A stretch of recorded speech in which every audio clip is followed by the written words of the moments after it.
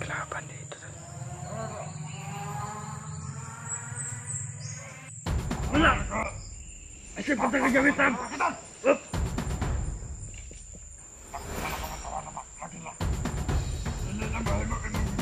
Ano naman? Kahit ka!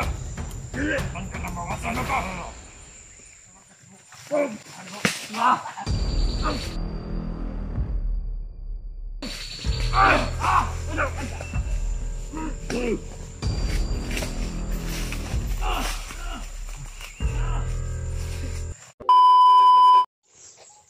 Idol, isang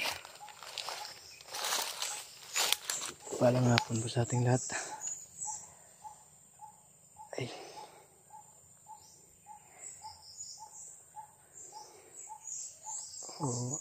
dito po tayo ngayon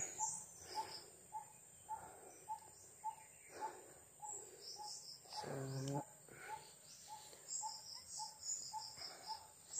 area na hindi ko alam kung saan na tayo napadpad tol, dahil layo ng tinakbuhan natin. So, ang layo ng nabaybay natin, umaga at gabi yung paglalakad natin. Hindi ko na namalayan kung saan ako napadpad.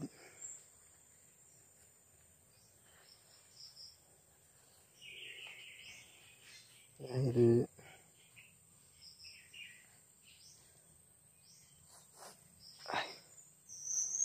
kay Justin po yung GPS na kontrolado namin, yung hawak namin.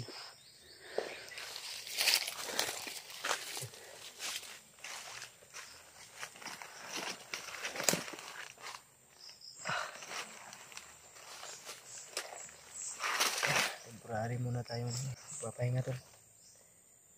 Pahinga muna tayo ng konti.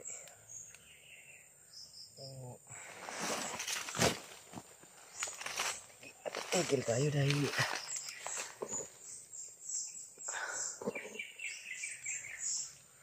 kailangan natin mag-relax o magpahinga. So, kita niyo po yung pawis ko.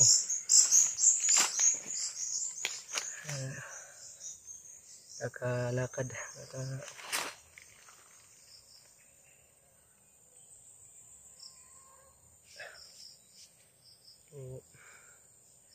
makikita nyo tol, namamaga yung kabilang pisngi natin. Kung mapapansin nyo sa video, kagabi, actually kahapon pa to, sumakit na naman yung ngipin natin. Inatake tayo ng toothache. Sobrang sakit ng ngipin natin, pero buti na lang may dala tayong gamot, naka-prepare tayo.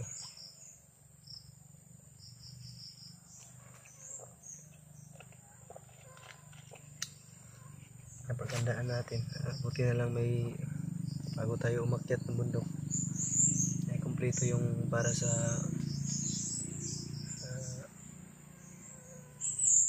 mga sakit gamot na nadala natin. So, wala tayong balita kay Justin tol o Maskaraboy, dahil yung inalalagyan natin ngayon is walang signal po dito. Hirap pumanap na signal. So, nag-alala lang ako sa kalagayan niya ngayon. Ano na kaya yung sitwasyon yung Justin ngayon. Sana'y ligtas pa rin siya at wala sana nangyari sa kanya na masama. Dahil ang hirap po na mag-isa, lalo na ngayon. Sobrang critical na po yung kalagayan o sitwasyon dahil si Biyawak ay nagbalik at muling umanib sa kasamaan dahil sa kanyang kapatid ay anumbalik po yung pagiging masama ni Biyawak, ugaling masama. Muntik nga pa tayong maabutan tol, buti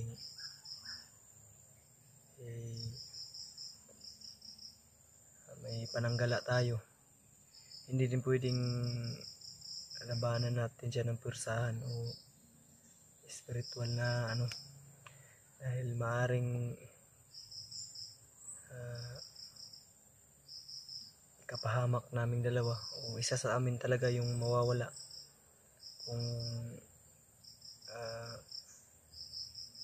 sakali mang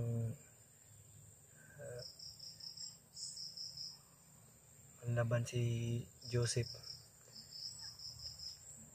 O ang ginawa ko tol, ako na lang po yung gumawa ng paraan para hindi ko siya masaktan dahil mahirap na makita na naghihirap si Biyawak. Pero hanap tayo ng timing tol para masalba siya at maligtas natin siya ulit. Hindi man mabilisan, pero ito lang po yung ipapangako namin sa inyo o papangako sa inyo tol, na hindi man maging madali itong misyon na ito. May ipapangako ko lang po na gagawin ko po lahat ng aking makakaya. Dugot pawis ay alay ko po tol, alang-alang sa kaligtasan ng ating ibang kasama. So, bago pong lahat ay nga po pala si Kyung ay may mensahe siya sa akin nung nagkasignal ako. Nasabi ni Kyung ay paakyat na daw po si Kyung. So, nagmensahe siya sa atin na basa natin yung message niya sa akin sa Facebook Messenger.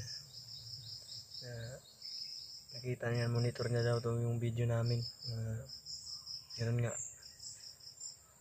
So, sabi ni Kyung na magkita kami sa bibigyan ko daw siya ng location kung saan kami magkikita.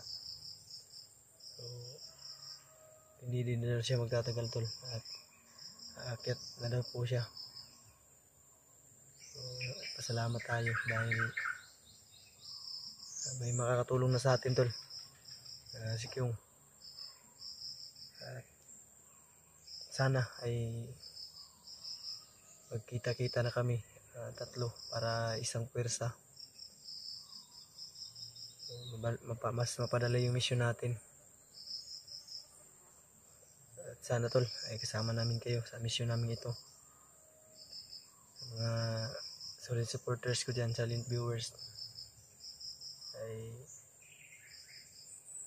isa lang po lagi yung hinihingi ko, na sana ay pagdasal nyo po kami o ako sa aking bawat mission.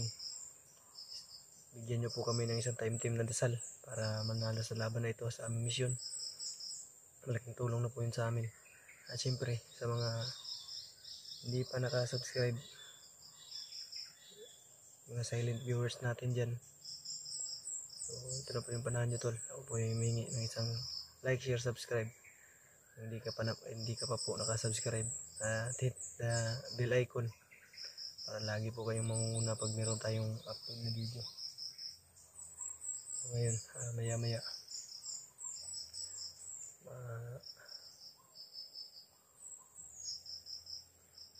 alas 5 o 5 o'clock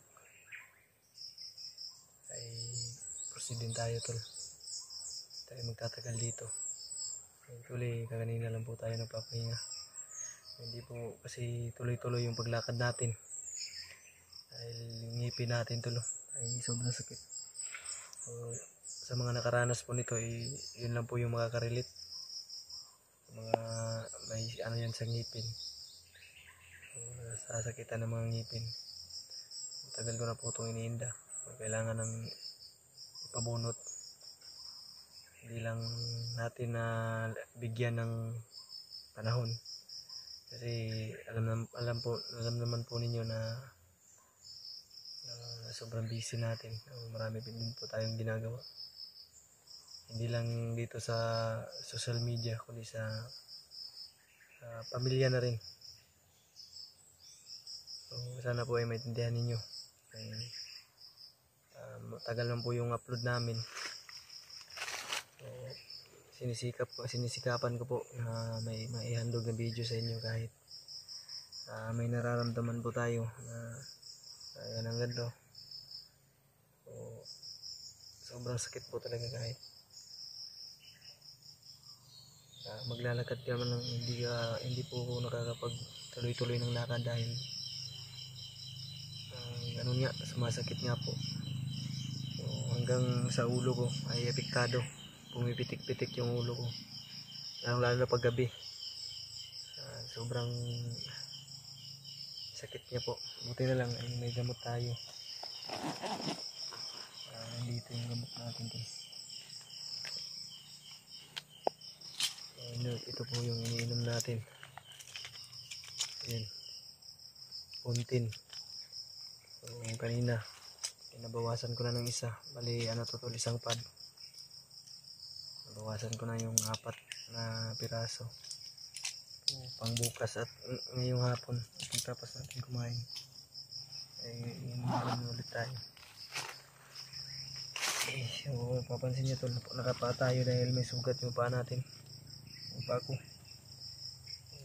Inubat yung boots ko kasi may tuklap na nasa paa ko, tuklap sa kakatakbo dahil sobrang haba ng tinakbo natin.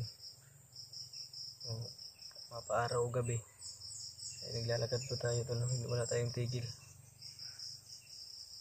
So, mamaya sisikapin kong maghanap ng signal para makontak natin si Justin.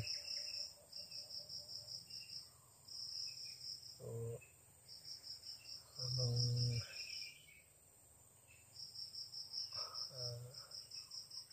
habang ligo po tayo ay nagmamasid-masid din tayo tulo. So, kung makikita nyo man po na may upload si Justin, ay sana po ay ibahagi niyo po sa kanya yung video natin para alam niya po na may video ako at alam din niya na ligtas ako. So, kung ganoon din po yung sa akin tol, message po kayo kung comment po dyan sa comment section na kung may upload man si Justin na bagong upload. Alam ko din kung safety ba siya o anong nangyari sa kanya, para may update din ako tol, dahil dito mahirap talaga mahanap ng signal. Ang dami pang lamok.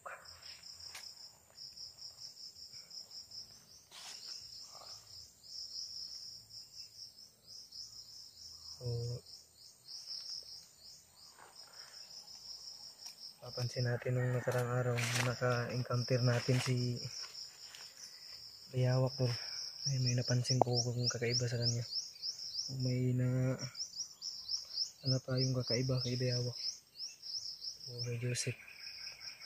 May naramdaman tayong kakaiba o hindi na po siya tulad ng dati. Kung malakas siya nung na-encounter natin siya tol, iba yung lakas niya ngayon kung sa dati. Dahil ganoon nga, hindi pa natin nakuha yung agimat niya o hindi nila nakuha ni Kyung. Dahil sa pagkakaalam ko na si Bayawak na mismo ang nagtanggal ng kwintas niya at may mga bato pa daw sa nakabaon sa kanyang katawan.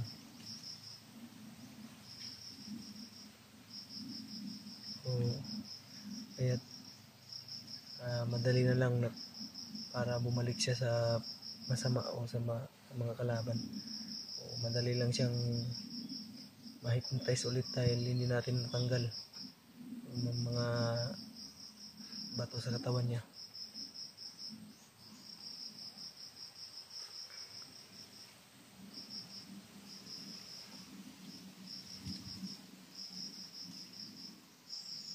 May mga boses tayong narinig dito mula dito. So proceed po tayo ngayon. Hindi tayo magtatagal.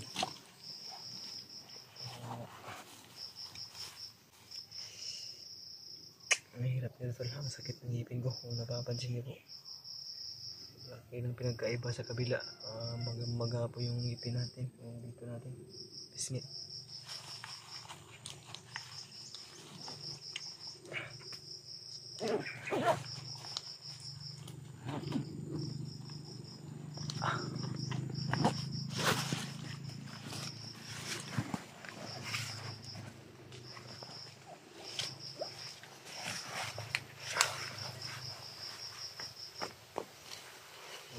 Naman po kung yun kasi tayo.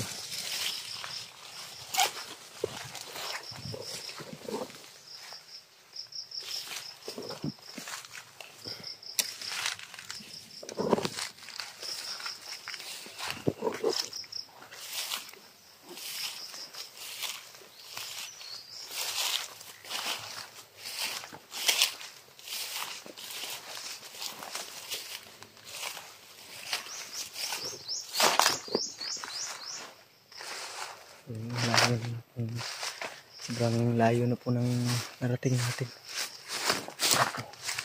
Dahil ang nangyari po nung kami ay nagkahiwalay ni Justin, kanya-kanya na po kami ng pulasan. At ang humabol sa kanya ay si Tabili, at ang humabol sa akin si Bayawak. Bali tatlo yung humabol kay Justin tol, yung tauhan na dalawa at si Tabili. So, isa lang pinagtataka ko dahil si Bayawak mismo yung lumapit sa akin. Parang napamilyar niya tayo tol, pero ang naaalala pa rin niya tayo, pero pilit niyang nilalabanan dahil sa kumukontrol sa kanyang demonyo. So yun yung ano natin, hahanap tayo ng pagkakataon o timing para mahuli natin siya. O si Kyung lang po yung hinihintay ko tol, dahil si Kyung alam natin kung gaano siya kagaling na manggamot at eksperto po siya sa paggagamot ng ganyan, hypnotize. O may alam din ako sa ganyan tol, mas mabuti dalawa kami maggamot ni Kyung para mapadali yung paggamutan. So kung umabot ka man po sa video ito tol, maraming salamat po, at magpapatuloy na rin po ako sa paglalakbay. Hindi na lang ako magbibideo po para mas mabilis ako makarating kung saan akong tuturunguhan. Hanap tayo ng signal o aakyat tayo sa mataas na parte para makasignal tayo. Kung naririnig natin may mga dumadaan, mga paakyat siguro to, kailangan natin makaharang dyan sa daan, mga paakyat na motor to. Dahil nakadaan ako kaninang madaling araw, may nadaanan akong kuta nila tol.